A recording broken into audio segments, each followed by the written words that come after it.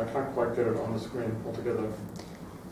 So there's the left-hand side, and here's the right-hand side, except there should be a -1 there that got cut off. So this is exactly the same as before, but instead of having a square of n minus j, you've got this. So what you do is, so this appears to be true, and I have a proof of this. So if you divide both sides by 1 minus z and 1 minus z inverse, it will divide this term, and you let z tend to 1. If you let z tend to 1, you'll get q infinity cubed here, get the generating function for the SPT function, and here you'll get a square. You'll get this exponent squared. So this implies the result for the SPT function. So in this subject, if you can add an extra parameter, it makes life easier. In this subject and elsewhere, in other subjects. You can rewrite it like that. Pause. So I have to catch my breath. So then you use a pause to remark. You don't have to let z tend to 1. Because I divide by z minus 1 and simplify. And then plug z equals 1. Sure. So to prove this, you need this identity, which gets cut off, due to Hecker and Rogers. So this looks similar to what I had up there, except I've got z's in here.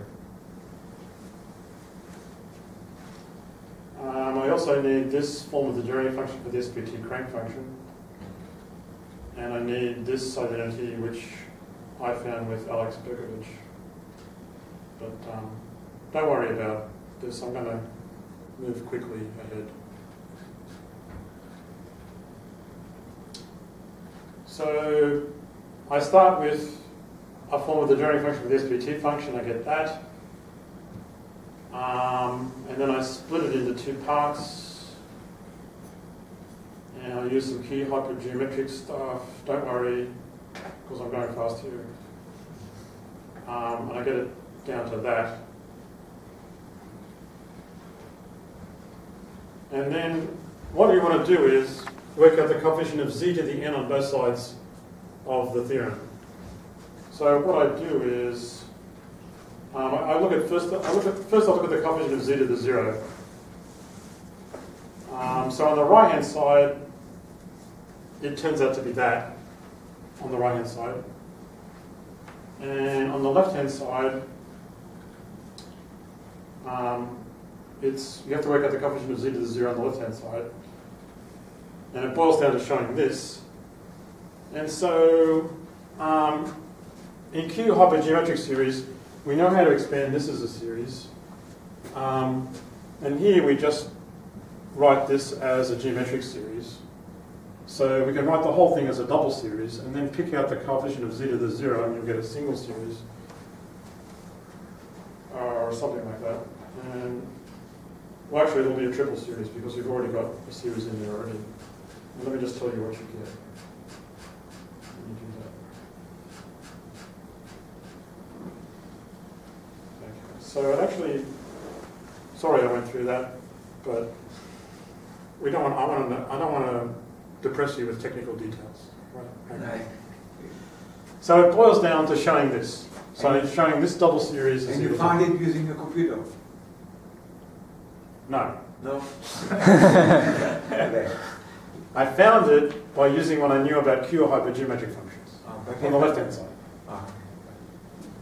The right-hand side is easy to see on the computer. The left-hand side, it's hard to recognize a double series. Single series, yes. Double series, hard.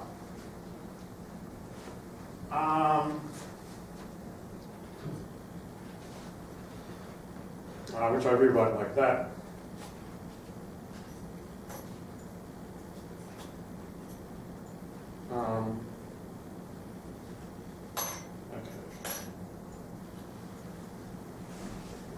Okay, so I've got to pause for a second. So this is the thing that we have to prove, right? Now, Doran, can your method handle this? Yeah, sure. Okay. Yeah, I think it's serious. Philosophy. It's what? Really? Do you have a free parameter? No, I'm not sure. No, there's no free parameter. Oh no. Not by itself. You need a free parameter. Okay. You need to introduce for it's probably a tip of an iceberg. Probably it's another identity with another parameter, maybe it's called it Z, that you can easily prove and then Okay. specialize. But Okay. no, not by the way. It's fine. Okay, so let me tell you what a Bailey pair is. So a Bailey pair is a pair of sequences, alpha n and beta n, that are related by that equation here. Okay, remember these are Q factorials down here. Now what Bailey's lemma says, one application of Bailey's lemmas, gives you this identity. Oh. So the nice thing about this is, remember back in the thing I've got to prove, I had a 1 over Q infinity down here, and over here I had a quadratic. So this could be useful, right? Okay. So the other thing about Beta's lemma is that you can form a new Bailey pair, alpha prime, beta prime, where beta prime is given in terms of beta by this equation, and alpha prime is given in terms of alpha in that equation. Okay. Is anybody familiar with Bailey's lemma here? Yeah, I am. Right. Okay. And let me remark, Bailey's lemma can be proved with my program. Okay. Yeah. Okay. So,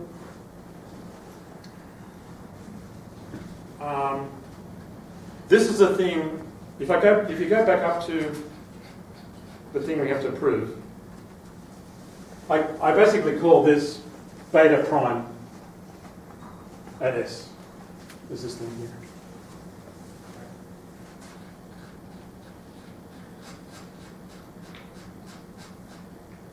So I have a package called Bailey, and it does a bunch of things. So if you're given the alpha sequence, you can find the beta sequence. If you're given the beta sequence, you can find the alpha sequence. If you want to go from beta to beta prime, you do what's called going up the chain. And if you want to go backwards, you go down the chain. And so this is everything you wanted to do. Go down with alpha, find alpha, go up with alpha, go down with beta, find beta, and go up with beta. Right, okay. So here I put in my beta prime, right? And then I go down the chain. And I get this is n equals 1, n equals 2, n equals 3, n equals 4. There's something going on, right? When I go down the chain, I get something nice. So it seems that's what beta n is. So once I have my beta n, I should find my alpha. Okay, so I stick in this new beta, and I work out alpha. So I work out alpha of n equals 1, 2, 3, and 4. Something's going on. What do you do? Okay. So this is what it seems. That's what alpha seems to be. So it seems this. We think we know what beta is. We think we know what alpha is. So what do? We go and look in Lucy Slater's paper from 1949, and we go to page 468. And luckily, in her table, there's the alpha we want. There's the beta we want. It's there in the table. So it's proved.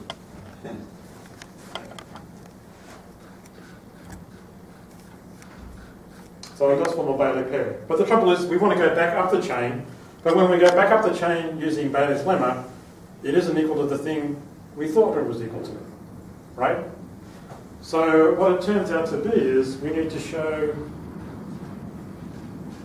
basically, we need to prove that. Now, can your method handle that? It's a finite sum. Yeah, of course. Okay. No, now you have n. Yeah. Yeah. Oh, I guess n's a free parameter. Yeah. Right. Alright, that's all good. So what do? you could either use Garvan's method, or you turn this into Q hypergeometric notation, and you go to Gasper and Raman, and this is the identity you need to use. Does anybody? I know you're familiar with Gasper and Raman. Is anybody else familiar with Gasper and Raman? Okay, so it's just a book on Q hypergeometric functions and identities. And the best thing about that book is the appendix. So in the appendix is a list of all the identities. There's a finite number. And it's pretty obvious which one you want to use. So you just need to so it's much faster to use my algorithm and take 5 seconds to look up this one. Okay. So you use that, and that basically finishes the proof. And basically what we've done is proved the z to the 0 case of both sides are equal. Then you look at the z to the 1, and you find that's also in Bailey's table. But then when you look at z to the 2, it's not. And eventually what you need to do is show that this thing is a Bailey pair. Okay, now I don't know if anybody has seen this Bailey pair before. All right. I asked George Andrews, and he doesn't think he's seen it before. Okay, so it's very unusual to have a Bailey pair with a free parameter.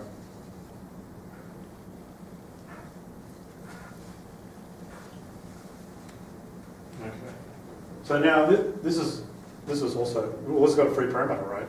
Yeah. This is what you were talking about. Yeah. So, but actually, if you go to Slater's paper and use the right identity, a limiting case of 6i6, you can prove this is a Bailey pair. Okay. And then when you go back up the chain, you need to use the same thing in Gasper and Raman, and that basically does the general z to the n case, and the theorem is proved. Okay? So basically, the main thing to get out of this talk is, one, I use the computer to find the identity, right? And I use the computer to prove it. I use the computer in going up and down in Bailey's lemma. Okay. So, I'm now at the 45-minute mark, right? Yeah. Okay. 6 minutes. So I finish off with, now there's an identity. I want to tell you about the identity for the rank function. Well, it turns out that the Dyson rank function and the SPT crank function are related by this equation. So it means that if you've got an identity for this guy, then it should give you an identity for that guy. Okay. So that's basically what I did. And you basically get that.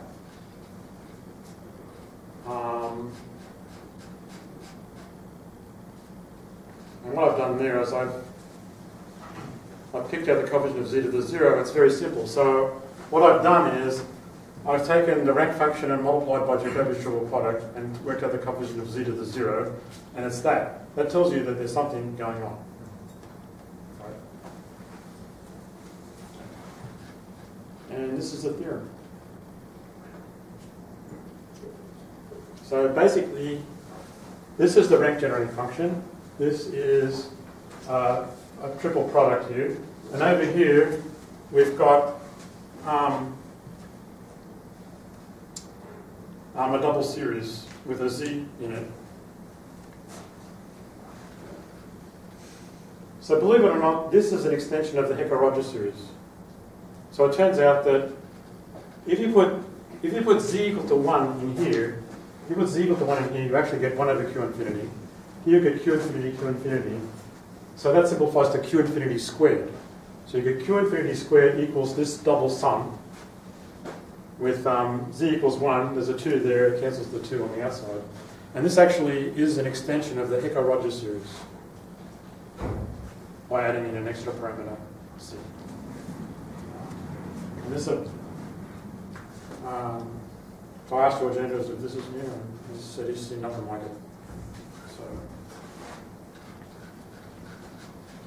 So here's the Okay, so that's the theorem. I've got, what's my time going? We have 3 minutes. 3 minutes, okay. I might finish early. So, one application. This is one of Ramanujan's third-order mock data functions, which you can get by taking the rank function and putting z equals to -1. So what I do is I put z equals -1 in my identity, and I get that. And here I have a new expression for Ramanujan's third-order mock data function. I have q infinity here, q squared infinity squared. This is actually, if I turn this upside down, this is the generic function for triangular numbers. And over here, you see this thing here? This is exactly the same thing that happens. This thing here, that thing there, that thing there, is the same as what happens in the Hecker-Rogers identity. The only thing that's different is that. So what is this? When k is greater than or equal to 0, this is +1. When k is less than 0, this is negative. Okay, so this is a new identity for Ramanujan's third-order mock data function. You can get other identities for other mock data functions by specializing z. And on the last part here, I just verify that it's true up to q to the 100. Anyway, so that's where I'll stop.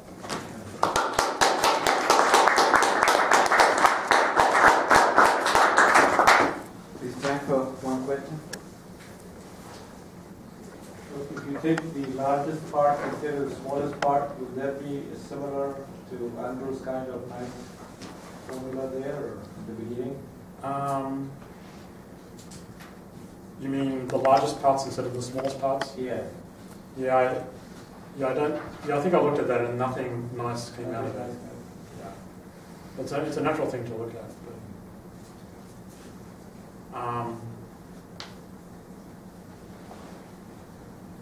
Right, but there are.